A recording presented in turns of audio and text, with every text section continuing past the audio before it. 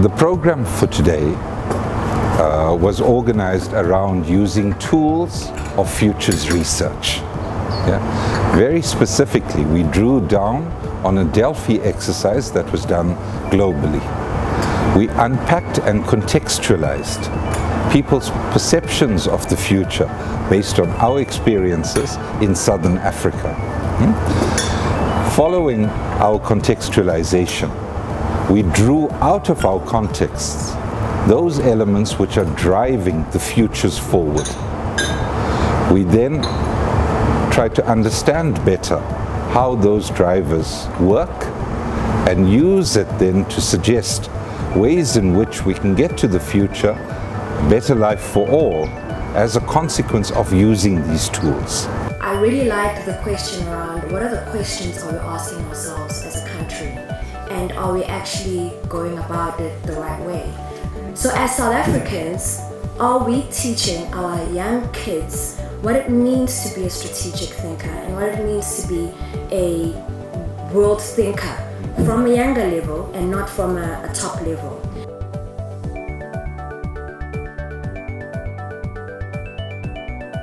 Well, good morning, everyone. I have a simple task this morning, and that is just to set the scene around what we mean when we talk about foresight. We've got various thematics, Ruskan has referred to them, looking at education, government, business and labour, society, health, and the built environment. And of course, these are the different aspects that play out in those future scenarios. We're interested in a much more comprehensive view of what the future holds. Now, the way we do that is by distinguishing between what we call scenarios, drivers, indicators, and trends. So this really takes all of that complexity and it makes it quite simple.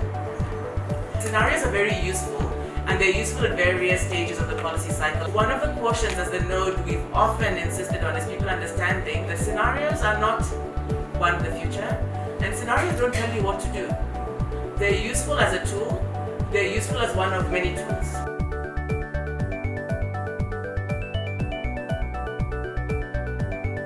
And the session I'm now facilitating is that of society, culture, and art. It's perhaps one of the most powerful and important sessions in the sense that the depth of it forces us to ask the following question. What is it to be human beings, not just today, but by 2050? Do we define human beings by labor, by work, by what we do? Or do we define human beings differently? There where you are sitting today, what portion of humanity and society and the narrative that's being told are you accepting responsibility for to help shape and create?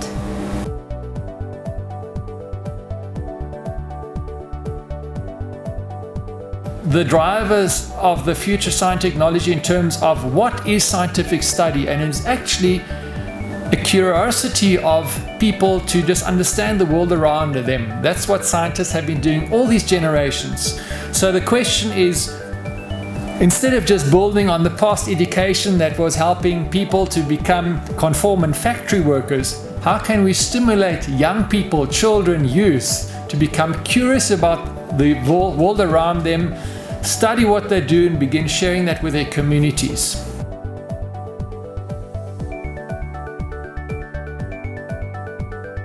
Where on the one hand there is a lot of rapid change in tech, there are a lot of things that have a fairly high level of inertia, and cities are one example of this. So we have a huge dynamism around population and culture and those sorts of things, but there's a lot that's fixed, and they're fixed through infrastructure, they're fixed through cultures that are slow to change sometimes. You've then got cities, of course, that are very versatile and exciting, and many that really aren't and struggle to deal with whether they're legacies or the futures they want to create, and these are the issues that interest me. So when we talk about the future of work and tech, I think it's the combination of the two that interest me. I think the role of people in tech I find far more interesting than the tech on its own. So which people, which tech, inclusion of whom, by what. The other stuff is sexy, it's fun, we can talk about buildings that fly and whatever, and that's also an exciting part of the conversations, but I think the human issues are just so much more interesting for now, until we get to Mars, then we'll talk about Project Mars. My role here at WorkTech is to help work out how policy and government has to change with all the massive disruptors and changes that are happening in our world and on our continent and globally. Really, what we've been discussing is, what does the Constitution of 2050 have to look like? How is the workforce going to be protected? Technology doesn't necessarily destroy jobs, but it does change jobs. And that means the government has to be able to regulate labor differently. We have to be able to regulate trade differently. During the time when the world is digitizing, the African continent is going to be coming together in new ways. We're moving towards things like a massive African free trade zone. How does the hyper-digitized world of 2040, 2050 look from that context? In a world where all 54 countries in Africa are going to be linked in a common trade zone with a common digital identity and digital destiny, what does that world look like? How do we regulate? How do we position policy for that world? At the same time, how do we get industrial policy right? Our populations are moving into new kinds of needs and new kinds of requirements. In a world where your pharmacy issues pills based on your genetic profile, how does government fund that? How do public health systems respond? All of these are very, very important considerations. They change how we address policy, they change how we address our rights, they change the way we view citizens' data and citizens' needs in government. What should government do to position itself to deal with this future that is emerging? How do we plan? Our planning frameworks are normally short-term. We have an annual performance plan, we have a 5-year strategic plan, but it doesn't look at the long-term scenarios. And how do we then engage with that to become more anticipatory and to react better to changes as they come along? If we as participants can internalize what we have engaged on and start these conversations.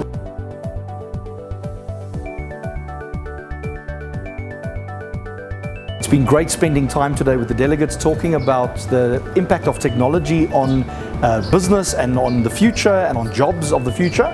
And we really focused in on that, the impact of that on education. And I think the key takeout in the room was that our educational institutions really need to change.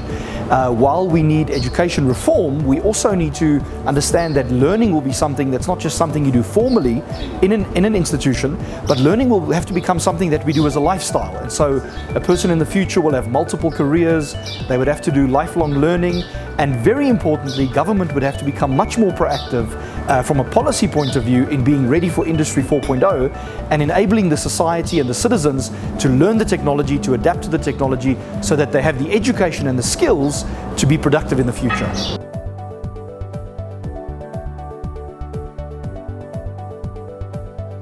We just had the Business and Labour Working Group, and one of the great suggestions that came from the group is that they said that we should find a national project similar to what something like Operation Pakisa was, a constructed initiative to run, to think about the future of work tech and all its facets in South Africa. Most probably initiated by government. It's not going to be initiated from anywhere else. And we see the Presidential Digital Commission being established at the moment, and we are hoping that we can get some airtime there, and that we are able to initiate the project focusing specifically on the future of work tech and its implications for our country and possibly the broader continent. We need a national identity that we can get behind. That's one of the key things that came out, is that we are lacking that national strategy that we can all fall behind and drive forward. So that is one of the most critical things, is to have a national strategy, not just in terms of the Fourth Industrial Revolution, but as a whole, as a country. We need to be proud of being South African. We need to have a vision of where we want to take South Africa economically, education-wise, in all spheres, as to what is our vision as a collective going forward. The key thing is, if people, number one, will appreciate where the world is moving and where, as a region, we should be, and if they can develop confidence and hope about our future, and at least have some ideas about what we need to do to get to that future. Our role in this conference is to affirm our commitment to knowledge economy and also to affirm the importance of future scenarios.